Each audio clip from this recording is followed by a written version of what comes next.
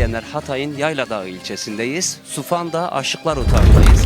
Çiftçilir toprak, geldiyse tava, kar yağdığı zaman çıkılır hava, odun ateşinde pişen pilava, yağ katıyorsa orada Türkmen var. Niye postacı demişler size? Ben postacıyım, Ha, yani gerçekte postacıydınız. gerçek postacıyım. Kaç yıl postacılık yaptın? 26 sene 3 ay. Aşıklara, sevgililere mektup götürdün mü? Abo, işim o benim. Aşı kim yapıyor peki? Aşırı mı? Aş. Aşı mı? Erkek. Aşı değil. Aş.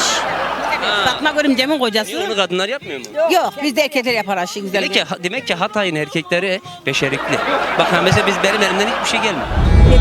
Yar değilsen yanmak mı?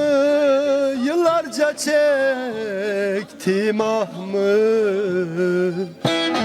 Taşlı toprağına tütün ekerim, yaprak yaprak kırar, dizer bükerim.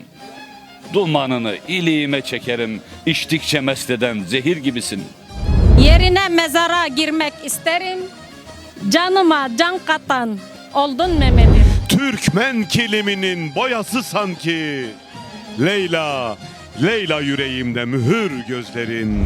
Canın verir yurdun vermez erimiz. Hak yoluna kurban verdik serimiz. Kucak açmış bekler bize pirimiz. Ertuğrul Gazi de Türkmen değil mi? Bizim adamız Kirmaş sürmesindeydi Alpistanlım